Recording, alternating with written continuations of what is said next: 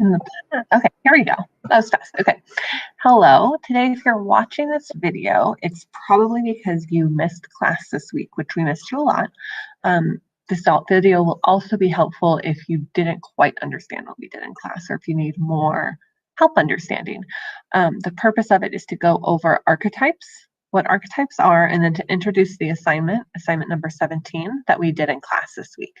So first things first, we're going to learn about a new lens to look through. If you remember back to last week, we talked about, we read the poem Mushrooms by Sylvia Plath, and then each group got a different lens to examine the poem through. So some people looked at it through a gender lens, some people looked at it through social power or Marxism, and some people looked at it through reader response and biographies. So today we're going to add our fifth lens that we look at things through, and that's called archetypal. So archetypes, the first thing you need to know is what an archetype is. So an archetype is a pattern, is the easiest way to think about it. It's something that has been appearing in our literature, in our stories, in the things that we tell one another since the beginning of humanity. So it's not just something that, people in America do or people in Europe do or Southeast Asia. It's something that regardless of where they were, since literally the beginning of time, these ideas and these concepts and characters and patterns have been appearing ever since.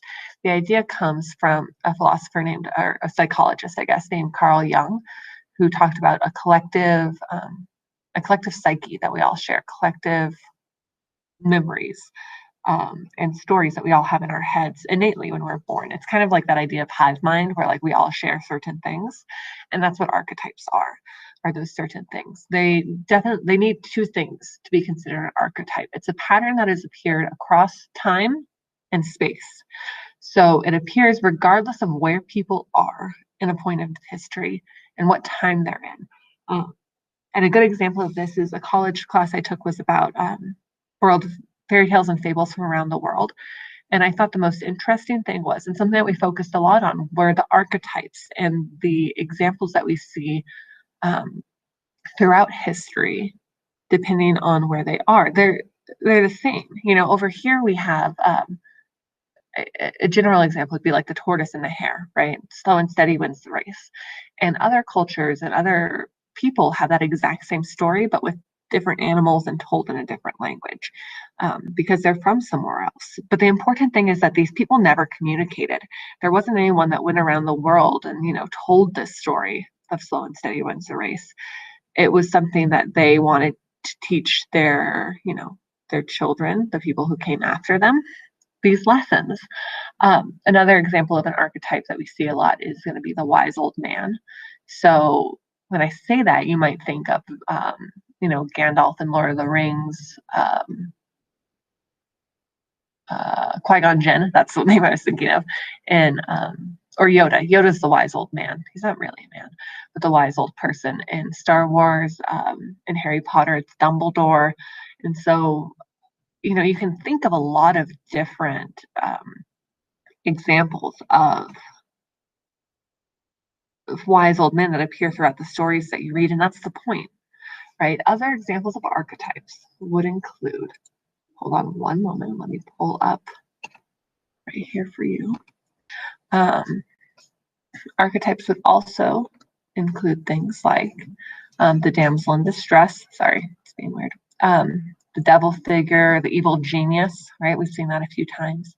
The temptress, woman who tries to get the hero off their track. Star-crossed lovers, Romeo and Juliet.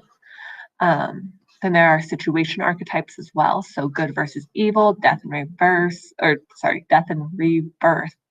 hero's journey, rags to riches, the quest, the task.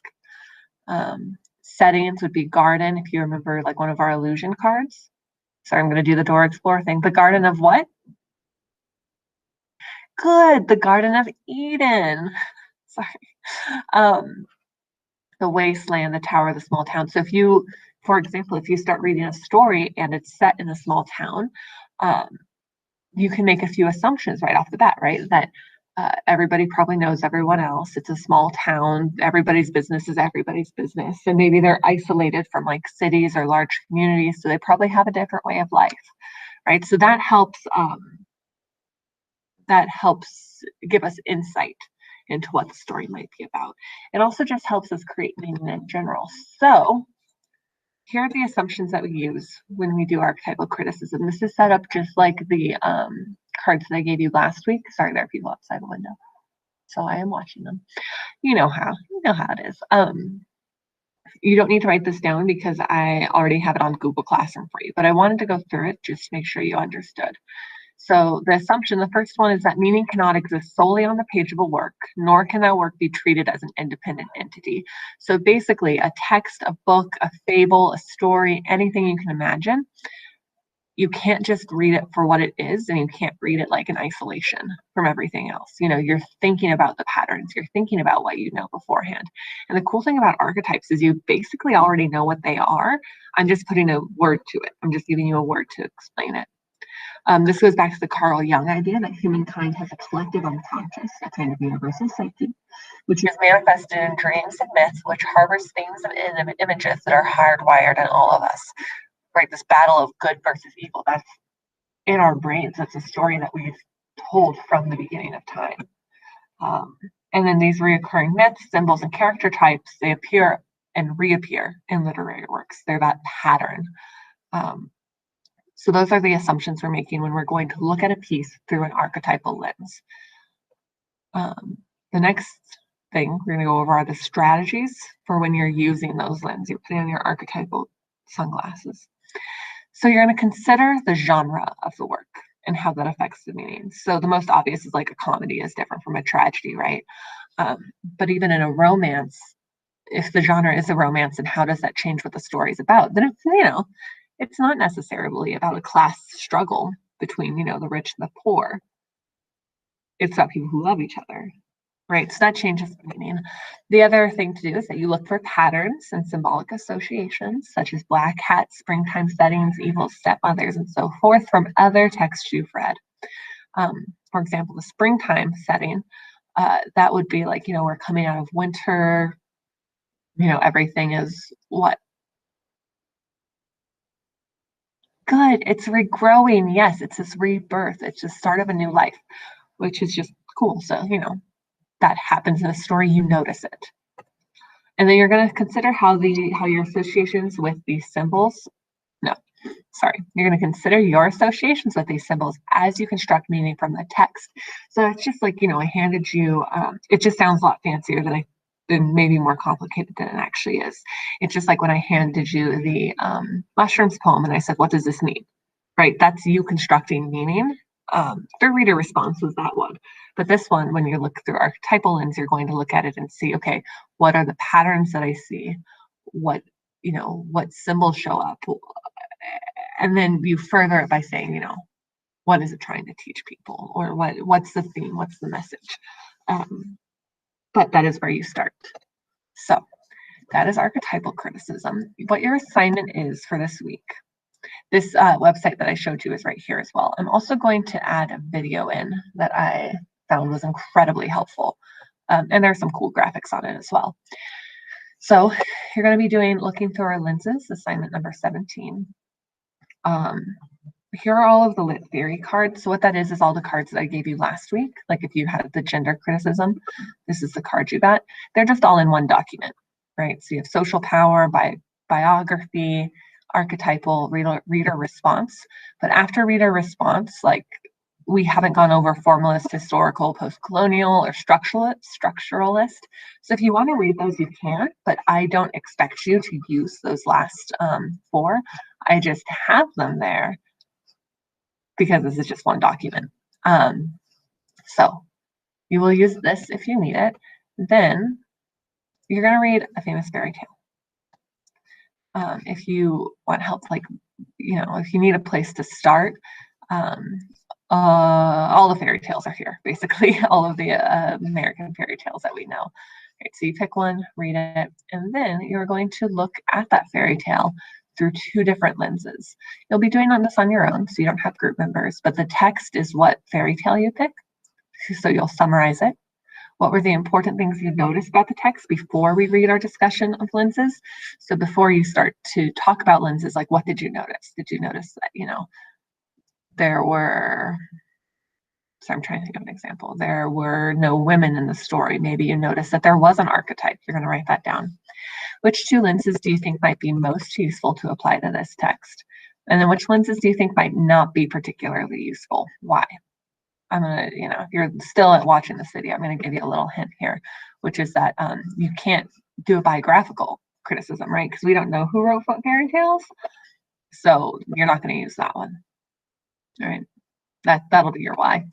And then there are other ones as well, right? Like you can, maybe it's about animals. So then maybe you don't have a gender criticism. Gender was never mentioned. So what you're going to do is you're going to take those two lenses that you thought were going to be useful, and you're going to apply them to the text. So when we viewed this book through the gender lens, we looked at this. For example, if I was going to do Cinderella, so you can't do Cinderella because I'm going to give it to you as an example. So if I did Cinderella and I'm looking at it through a Marxist lens, we looked at the monarchy, right? Because in Cinderella, there's a king and a queen and a prince. So we know that that's their government setup. We know that the evil stepmother, her motivations for making the girls go to the ball, like maybe even why does she want them to marry the prince? She wants the money and the power, right? And that's what Marxism is all about, is the difference between class structures and this idea that we have to social climb to get up to the top, and that's not really right. So that's just the beginning. You would have more things than that. And then this lens helped us see the following things that we didn't notice before. That Cinderella is ultimately about people trying to climb the social ladder and get more power through marriage. And then you're going to go on, right? Like maybe why is that not a great thing? What from the Marxist lens can you apply? Therefore, we see that this text might be about, and you're going to finish the sentence. So for Cinderella, it might be about the class struggle, the issues with the monarchy, what happens when one person has too much power and how that corrupts others. Then you'll do that exact same thing for your second lens. I have this journal entry for you. I'm not going to grade this part of this assignment, but I want you to answer these two questions just so that I get some feedback on like how this went and you have time to reflect on how it went for you as well. Okay, so that is assignment number 17. You will turn that in here along with this PowerPoint that you are watching right now, that you're going along with. That should be all that you need, but if you're struggling, shoot me an email, let me know. I am around and I'm here to help you. So hopefully I will see you back in class again soon, but I will definitely see you next week when you make your appointment to have a conference with me. I hope this was helpful. Even if it wasn't, hopefully you watched it anyway. I will talk to you all soon. Bye. Oh, hold on. Now, bye.